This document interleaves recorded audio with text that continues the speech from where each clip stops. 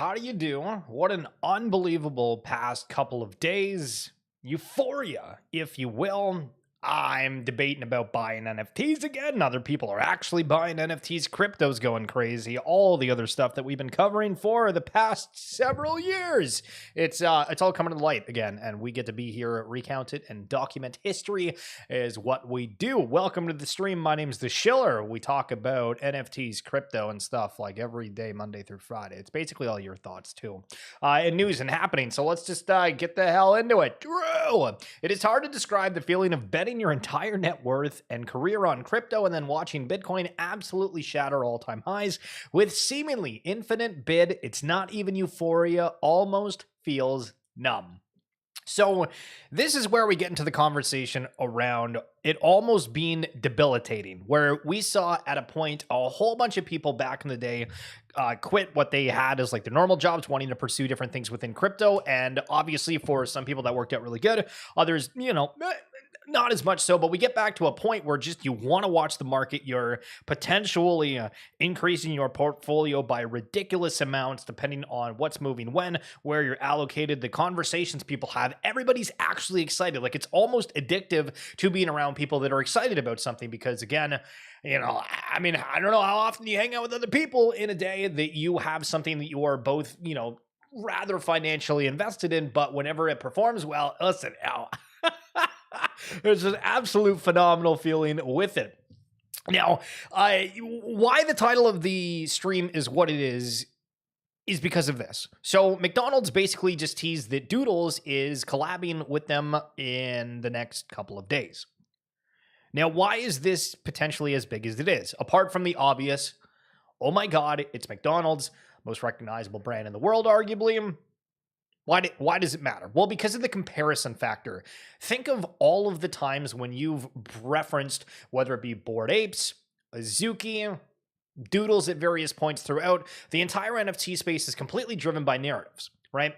And I've seen some people talk and react to this announcement saying, okay, that's cool for Doodles, but I still don't want one. And I'm like, okay, that's cool. But it's absolutely electrified the market. If anybody has not seen, Doodles up 101% in a day. 101% straight up.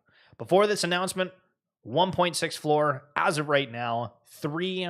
Hold on a second. I was going to say 3.1, but that's actually factually incorrect because somebody went and paid up for a grail, which is awesome to see for the grails. So ignore that aspect, but the floor is at 2.71. So also kind of ignore what I said. Well, no. It did go up it went up like literally an ETH. And this is where the conversations yesterday were.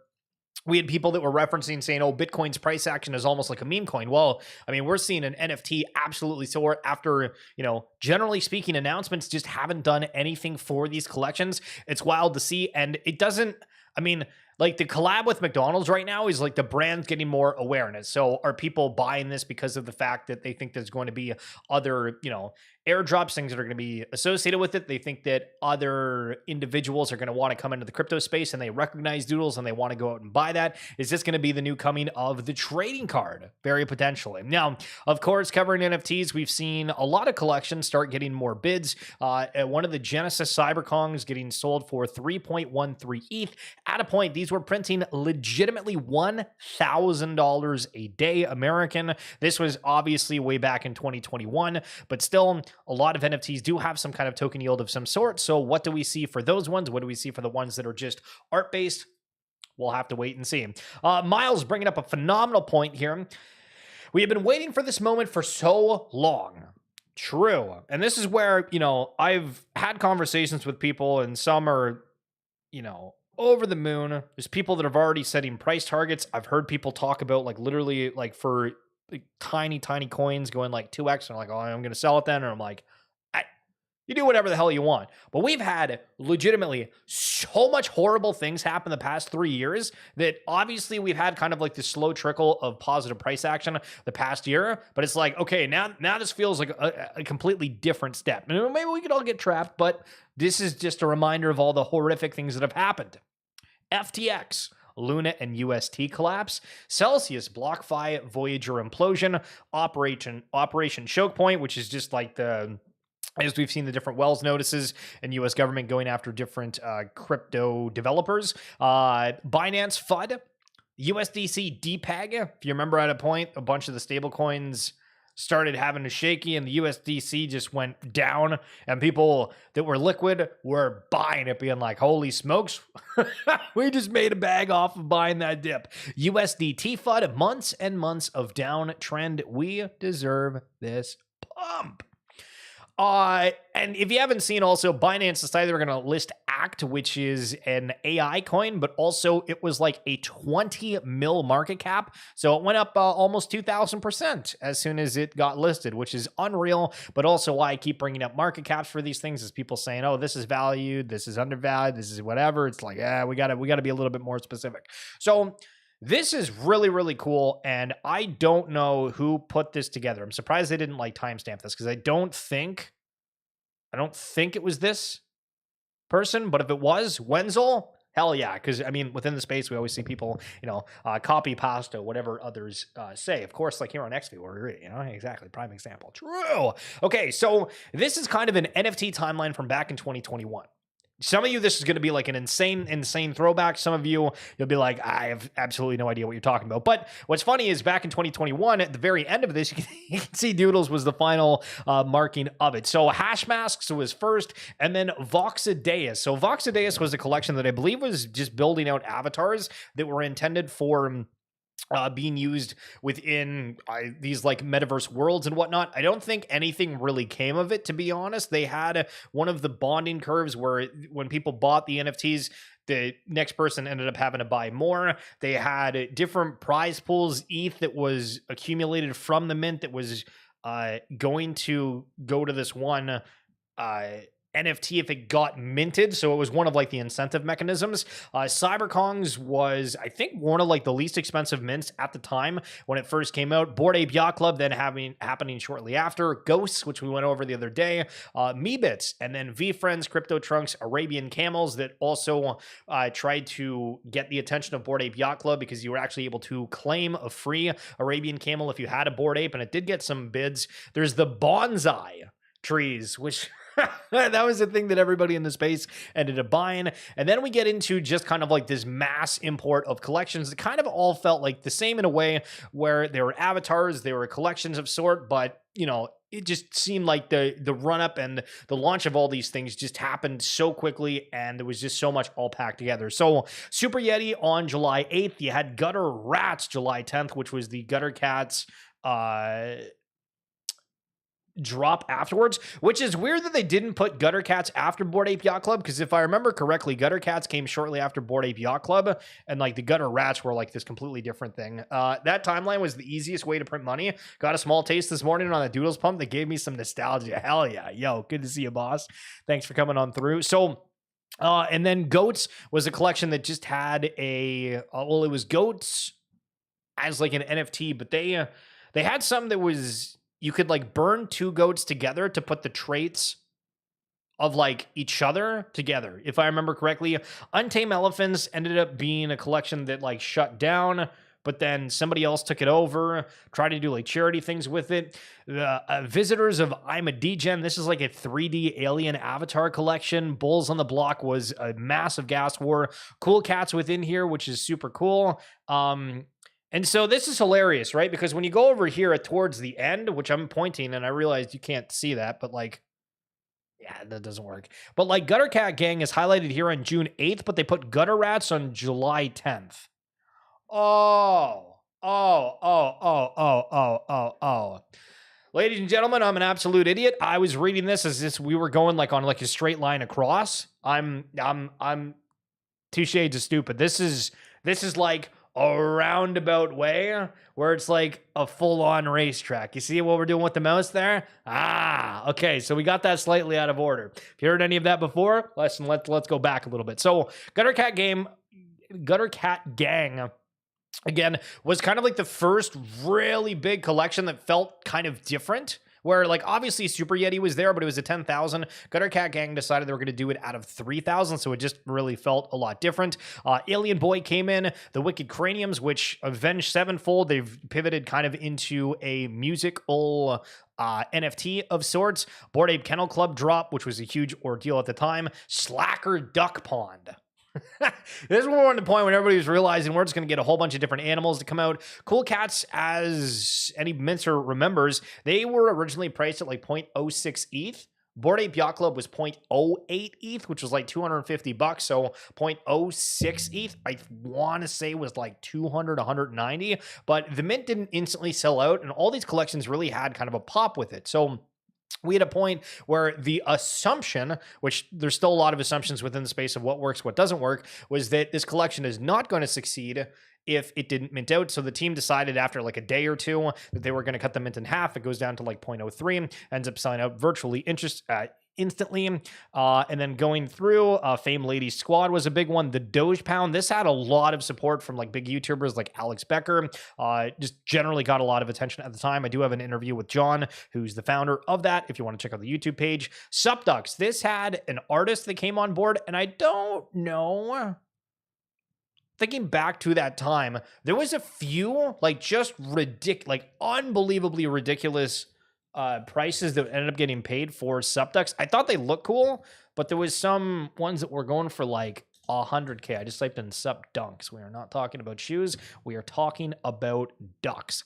So if we go to like highest last sale, so these ones were going for like 50 ETH. And again, like the art was really, really cool. And when people were getting into the space, they, you know, you had perspectives of what you thought was cool. What communities did you want to be a part of? There was a couple of like one-of-one collections, and Supducks was really something that people bought into.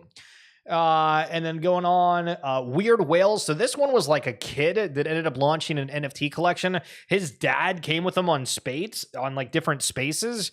And I don't remember if it was Elio Trades. I don't remember if it was just some people that were hosting spaces at the time, but I don't know exactly how the traction happened, but those collections went completely nuts. I want to say that they were going for like,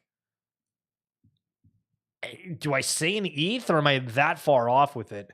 Trying to go back, these were selling for 0.56. Okay, less or like 50% of the way there. So these Weird Whales, again, was just like a generative collection that was created by a kid, but the narrative around it was so huge. Everyone was talking about it. And of course, the whole market really starts kind of picking up from there. So Pudgy Penguins end up launching. Pudgy Penguins initially had a decent amount of traction, but if you remember, there was a lot of drama around certain team members. I actually have recordings on my phone. I don't know if I'll ever upload them. I might delete them because they take up so much time. But there was things way back in the day. If you remember the ENS guy getting canceled for talking about like his religion and his like beliefs on that way, there was a huge fallout between one of like the mods that were part of Pudgy Penguin saying that they weren't getting compensated right. And so you had two spaces that were going on that was like the team was on one to I kind of dispel this FUD where the other guy was losing his absolute mind, complaining about all this stuff, and there was the drama timeline was unreal at this point. Vogu Collective was another massive gas war at the time.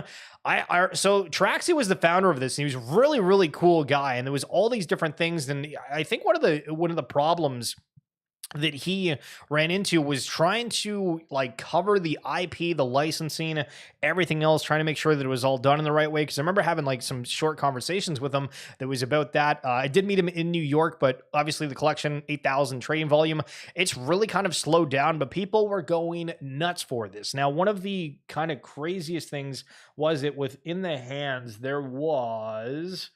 I'm trying to see if I can find this. Oh, yo, S. Wolfchan had one? Oh, that's kind of cool. If you ever remember Mitsuki's Key, S. Wolfchan's one of the artists. And Voxadeus that we highlighted a moment ago. So this is kind of a look at one of the collections for Voxadeus. Obviously, this is a one-of-one that's like a partnered program with the Vogu, but the point being is that this was like an insane gas war where everybody started saying, we hate Ethereum, because it was unusable, absolutely unusable. And then World of Women, that was a massive one. We saw the likes of like Logan Paul and a bunch of other celebrities coming on through to really, really highlight that collection. Also, Gary Vee doing a lot of different highlights of it at the time. Cole was a massive grifter, and he is why I never touched penguins. Well, it's kind of crazy how that ended up, right? Unreal. So then Wicked Stallions ended up happening, which at the point, for anybody that doesn't remember, we just had the companion collection. That was the meta at the time. If you have a main collection, drop an NFT. It's going to be valuable. People are going to be able to purchase at a lower price point and be a part of the community. So for Wicked Craniums, theirs was the Wicked Stallions, which is just kind of like horses, but they were made out of bones. The Nemesis Companions, if I remember this was like one of the first metaverse worlds. It was like kind of NFT-ified, but I don't think it ended up going anywhere. Bears on the Block was the Bulls on the Block airdrop, right? So we had Gutter Cat to Gutter Rats. We had the Wicked Craniums to the Stallions. We had Bulls on the Block to Bears on the Block, and also Bored Ape Yacht Club to Bored Ape Kennel Club. And then rolling around Robotos. Now, Robotos is a collection that's kind of like defunct at this point. I don't really know what the hell was going on with the founder for it, because his name was Pablo Stanley, and he launched a couple of different collections within the space. Robotos at one point, I believe, were going for almost an ETH. Going back to the time, yeah, these were actually over an ETH at 1.57 at a point. 2 days ago, one was going for $50. So the name of Pablo Stanley, I think, is making these still have some kind of notoriety, if you will. But this was a collection that just had a lot of positivity to it because it was a well-known artist. And at the time, generally speaking, for a lot of these collections, like Bored Ape Yacht Club's initial artist, I think her name was Seneca, she wasn't a massive name, but after that, really, whatever she launched, she, got massive bids. But Pablo Stanley was really a notable artist that came into the space. So Lazy Lions comes out, and that's another collection that did its various things. And then Deadfellas, Oni Force, so anime, we're finding all these collections that are just kind of trying to find like a different niche within the NFT space. CyberKongs originally had their CyberKongs, but again, this is at a point where they dropped their VX models, so you could go and play in the avatars, universes, whatever. Hewer Clan came out. This was just like a random NFT collection that had like skulls and like different kind of logos for it. It was so. When I brought up, and this is for anybody that like really hardcore watches the stream, when I brought up the other day that there was collections on Ape Chain that had like previously abandoned projects that are now like secretly launching this stuff. The one collection like that we had DMs and they were like the Hewer Clan people before. And I was like, I am so confused because that collection went nowhere. This is, something suspicious. So that one was kind of weird. Koala Intelligent Agency. Oh my goodness. So assuming OpenSea didn't delist this, Koala Intelligence Agency. This was at a point, again, with like the Pudgy Penguins, and you could see all these different like animal characters, right? We could bring up every single collection. Maybe we'll do like a separate video at some point to go over and do this, but people were buying these things massively, and it was basically like a crapshoot of what collection was actually going to do anything. But the assumptions at various times, when this was going for 0.7 ETH and then coming down at 0.2, still hovering around 0.09, upwards of like 50 sales a day, still at that price point, people thought this thing was going to be like the next big ordeal. And remember, Bored Apes were really starting to climb up. They were kind of like one of the original things that people got attracted to. CyberKongs, as I mentioned, printing like $1,000 a day. Ghosts, if you were in that collection, if you got one of the raffle, you were able to sell those potentially for like 10 ETH. All these things were performing immensely. So again, everything that was coming to market was doing great. Atom Bomb Squad. Okay, let's go to Atom Bomb Squad. I don't know if they're even doing anything anymore, but this was another collection that had that notoriety because it's connected to the hundreds, and people were paying an absolute fortune for these. So the highest last sale, 99 ETH, 35 ETH for this. It's just like the logo, different backgrounds. A Louis Vuitton one, that's kind of cool, but different special artists that were associated with it as well. I think there's like a famous photographer that had the photo in the background. But all these generative pieces, and I mean, going for 7 ETH, like 7 ETH at the time, right? So I want you to imagine back in 2021, you had an offer for 7 ETH on this, which was, wait, where the hell is the price on this? Sorry, my bad. $30,000 essentially. So let me ask you, would you pay $30,000 for having this NFT? I think that illustrates just how absolutely nuts all of this stuff was, to be totally honest. Now, after that, we had Loot, which was a it was like a text-based NFT where they just had different traits on them, and for whatever reason, it went crazy. Creature World, Danny, I don't know why I don't remember the guy's name, but that came out. That was another collection that did really well. Mutant Ape Yacht Club then came out, so we're still continuing with this partner collections, companion collections across the entire space. Yo, tagline. Jeez, what's going on, my Brumalachi? G-Vols, that was a collection from Kid. Oh, what the hell is this? It's like Kid something. I'm trying to remember. So G-Vols came out. They were another like notable artist that did pretty well. So back to the companion collections, we had the Doge Pound before, and then the Doge Pound puppies end up coming out. The Sevens, which is just like an anime collection that's trying to do something, goes nowhere. Grill's Gang was one of the worst things that's ever happened to the space. So Gary Vee decided he was going to partner with some different NFT collections to launch. I don't know if it was to bring attention to VeeFriends, which is probably the case, but there was these like grills. I mean, I don't know. You got to look at it to kind of react to it. So these did 1,500 in ETH volume. I'm surprised these still have like any sort of floor, but $85 right now for whatever the hell that is. Why? I don't know. And then another companion collection here, this time for Subducks. They do the King Frogs. A couple of these go nuts, and then Gutter Cat Gang tripling up on the companion collections, doing Gutter Pigeons and then Gutter Dogs. Mechaverse comes out, and Mechaverse is a huge talking point because everybody was excited about Mechaverse until the reveal ended up happening, and people were like, oh, so these all look exactly the same, with not really any depth to them. These were minting for, I believe, 2 ETH at the time. If we can go back, I want to see. Wait, oh, so it was 0.2 ETH. Excuse me, hold on. It was 0.2 ETH. So it was basically like, what, $600 at the time for a mint. But, they instantly resold for, I think, 8. Like, instantly. Average sale price, 5.5, 1.8. Okay. This is why we check the charts, because I'm off a little bit. Yo, your dad minted it? Yo, he flipped and sold immediately, right? I mean, look at the hype of this. I mean, we had 4,000 sales. 4,000 sales at an average price of 5.6 ETH. Think of all the liquidity drainage that has happened within the space for some of these early days. Like, unreal. Now these are at 0.04. I think they're still kind of doing something, but they've dropped other companion collections, and I just haven't seen anything about them whatsoever. I was finally able to get them in to sell at 4.5 ETH after they hit over 7. Hell yeah. Love to see it. And then Mad Rabbit's Riot Club comes out. I actually do have an interview with their founders and artists on the stream if you want to check that out. And then Bulls on the Block Evo. So again, Bulls on the Block doing the Bears on the Block, and then Bulls on the Block, and then the chart ends with Doodles coming out on October 17th of 2021. So phenomenal look back.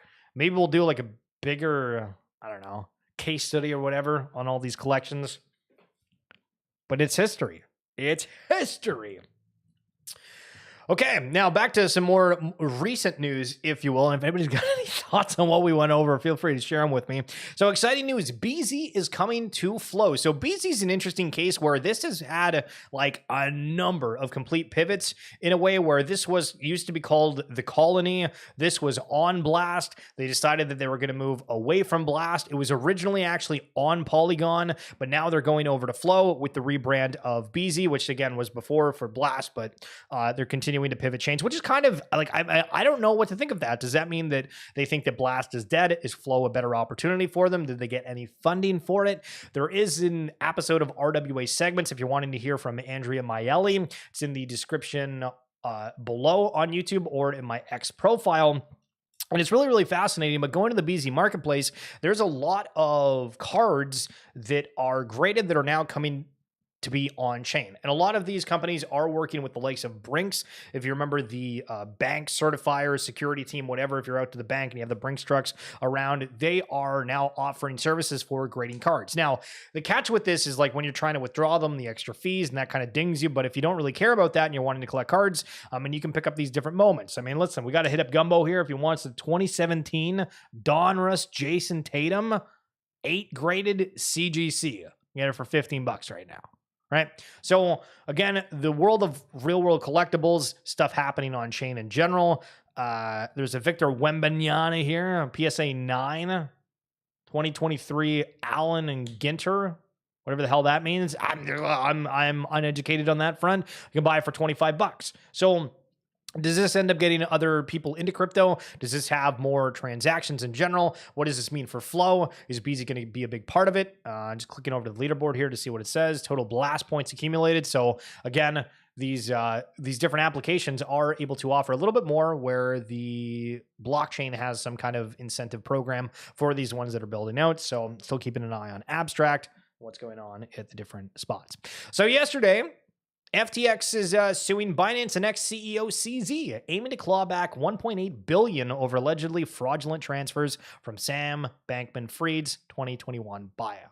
So there's still a lot of like uncertainty around that entire shenanigans, to be honest, right? Because we had them announce, and them being Binance saying, hey, we're looking at acquiring FTX. And then like immediately, as soon as they looked at the books, we're like, we have a problem, and then backed out of it. Is basically my interpretation of what happened. So we'll see if that brings anything. Xcopy highlighting damage control, the full set of it. Do you guys know what damage control is? So I don't, except I have like an inclination. So I think for the Max Payne, if you remember, there was a collection that Xcopy dropped. It was like, I don't remember if it was an open edition. Hold on. Sugar. Max Payne. Yeah.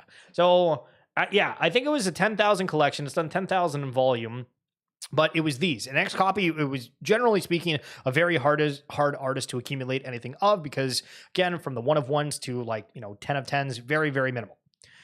And people noticed that there was like these metadata traits that were kind of like unrevealed and unsure of it. And so from my understanding, I don't really know the process of how it worked, but I think you were able to burn or put your Max Payne into a raffle to get these damage controls, which again, you might look at this and be like, all right, chill. It looks like there's a firefly happening on these different things with like some lights. And I'm like, listen, this is Xcopy. You can't be fudding like that. You know what I mean? So those collections are actually doing quite well, where now you have Max Payne that's slowly getting lower and lower supply, where these damage controls are, some of them are out of like 100 to out of 500. So it's cool to see. Bitcoin search volume is about to hit the March high again. Things are moving fast. I think the cycle, we're going to see the same volume as 2021. Just wait until you see 100,000 plus Bitcoin. This is the thing, right? I've seen a bunch of takes where people are saying, the hard part is getting to 100K, and then after 100K, we're just sailing. Now, I mean, obviously nobody knows for sure, but there is a fundamental shift in general. Number one tip for this cycle, though, buy stuff you genuinely believe in, hold through volatility, don't FOMO into random crap. Seen a lot of FOMO over the last couple of days. Not necessarily a bad thing per se, but yeah, have your conviction plays, know what you're wanting, DYOR. When are we going to talk about doing your own research again? Retail FOMO has been activated. I've talked with a couple of people that I haven't in a while that are in the crypto space. I'm not talking about like normal friends, for lack of a better term. But most of them have said they haven't actually gotten hit up by anybody, but they feel more euphoric and they're excited. And I'm like, okay, so like, I guess just nobody cares in the traditional world. We're saying retail FOMO has been activated. We're saying that right now, but is this just actually institutional FOMO where retail is not paying attention? That's the question. If you guys have talked with anybody, let me know, because maybe I got the wrong inside scoop. You know what I mean? Just in, Bitcoin surpasses silver to become the 8th largest asset in the world. Now, this was yesterday at around 4:35 o'clock. But still, wow, insane. Very, very cool to see the uptick.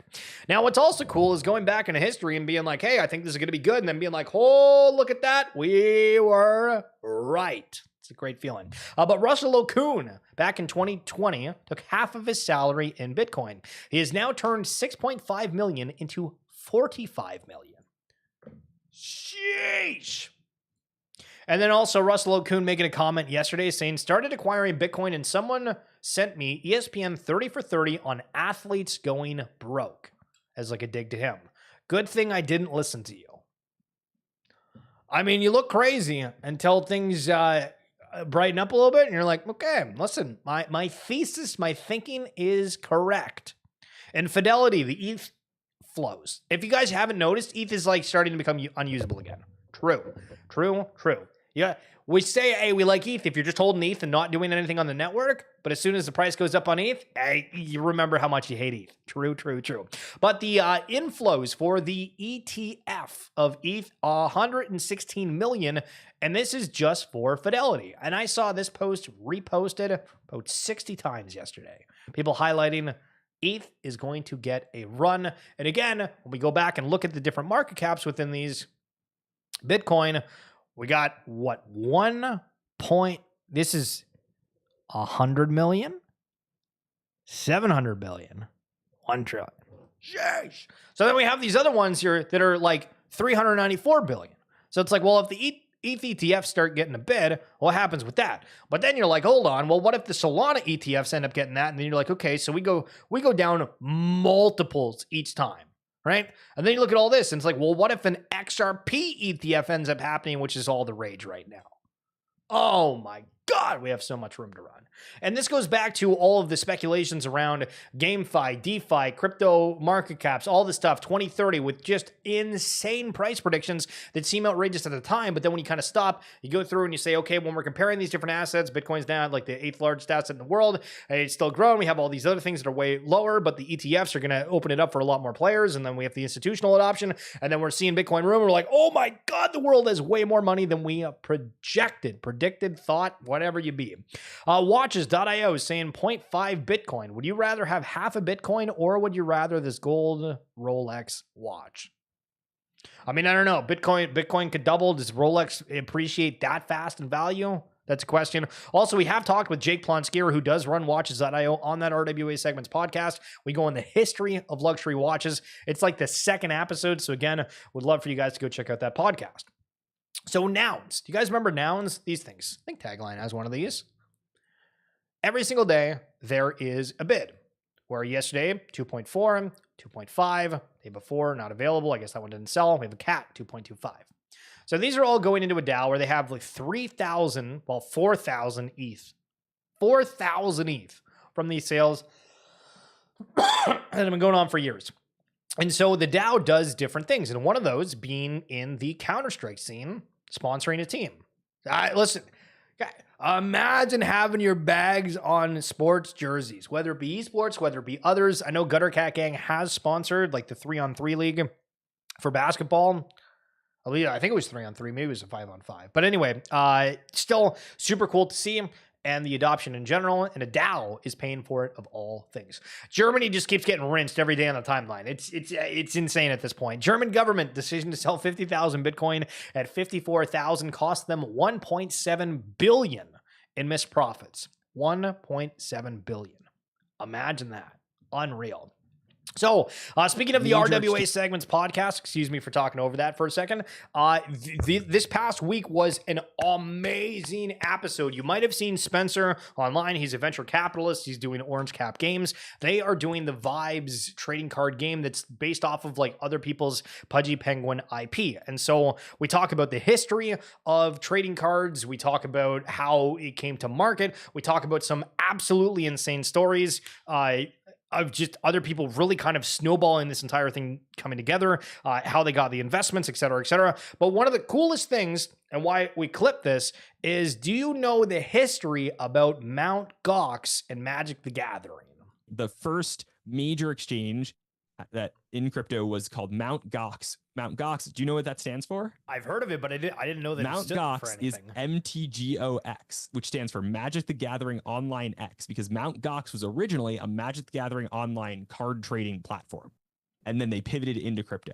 So the history of crypto is so incredibly intertwined with trading cards, it's not surprising that you have a lot of people who either play or used to play a lot of this kind of game in the space. That's crazy. So again, if you guys want to check that out, it's called RWA Segments. down in the description below on YouTube or on my X bio. If you're rocking a PFP under $100,000, please don't at me or share your opinion on my wall. I don't care what you have to say. Reality is you need to work harder, move out of your mom's basement, stack ETH, and soul buy a few real PFP, then share your opinion. Now, I don't know about the last part of this in general, but this is a copy pasta. This is a copy pasta where there was a guy called Yieldosaurus that I don't actually know if they still do a lot of stuff in crypto, to be totally honest, but they made the post and it went so viral because he was like digging on people that didn't have like more expensive PFPs. We had like huge ego checks, and it was the weirdest timeline we've been in a while. And so just bringing that up is hilarious. But the reason why I'm bringing it up is what? So with ETH moving, CryptoPunk's floor, assuming that it like holds the ETH value, has just been mooning. So now we have the conversations around, do you go into NFTs? Do you go into crypto? Do you just do nothing at all? Are you just hanging out? Do you care on either side of things? But still, market is absolutely heating up. Yesterday, the CryptoPunk community had its largest influx of new buyers in the last 2 years. People, the sentimental shift is massive. If you're not aware, you probably are, but if you got to get into gear, what's in it? The gas pedal.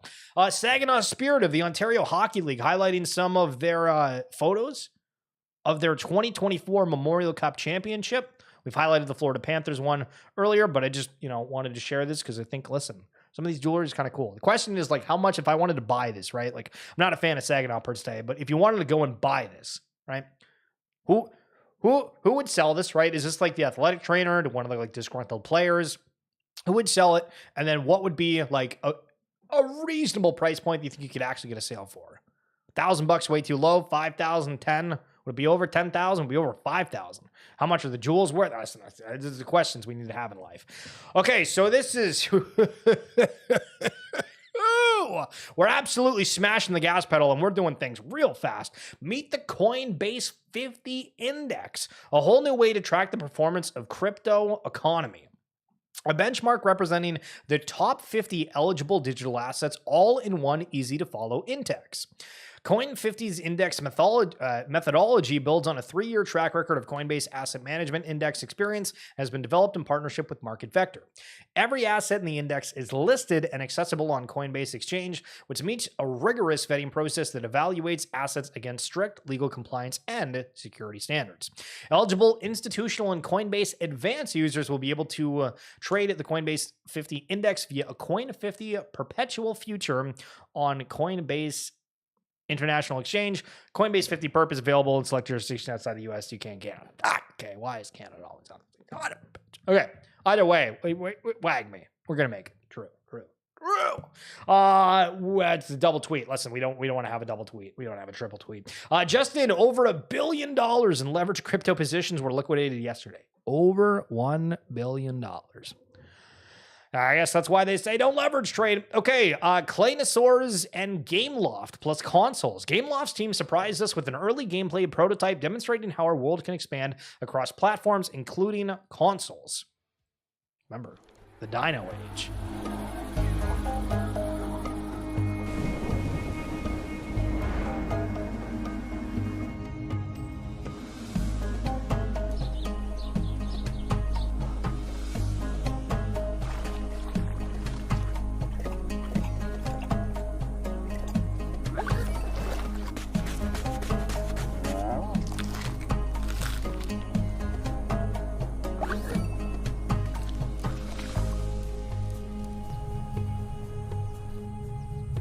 I feel like I'm kind of confused of what's going on.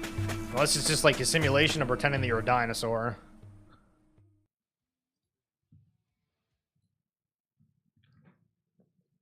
I mean, I don't know if I really have any take on that, to be honest. I mean, it's kind of cool to show, but I mean, guess video games and Web3, we're drinking water. Hell yeah. Doodles is dead ass collecting the partnership Infinity Stones. Landing one of these is insane. Landing all of them is inspiring. Proud of all my friends over there. So, Doodles. Nah, it's crazy, right? So they did the Arizona iced tea sponsorship where I think you could just like buy cans of Arizona. I don't know like how massive it was in these different stores. I think like there was a decent amount that did, but it had Doodles branding on it.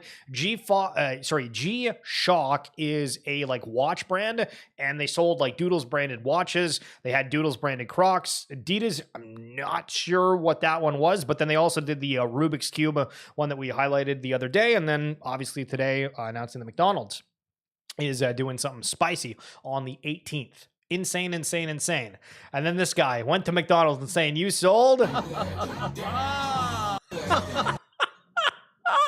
Holy smokes, what a time and a half. Okay, here's your throwback of way back in the day when Bored Ape Yacht Club actually put us on a yacht. Halloween 2021. Yo, banger.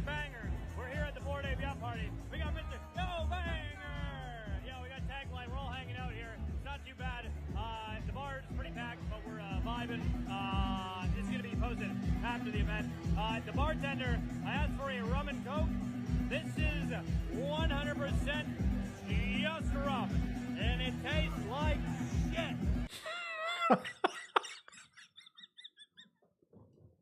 Oh my God, what a time and a half. But love to see it. Nostalgia's back. Everybody's back. We're back.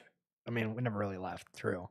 But that's it for this edition of XFeed. Thank you guys so much for tuning on in. Of course, if you want to see the other streams, just go back to the live feed on YouTube, go to the channels on Twitch, go back to the broadcast on X. I appreciate you being here. We'll talk soon. Have yourself a good one. Peace.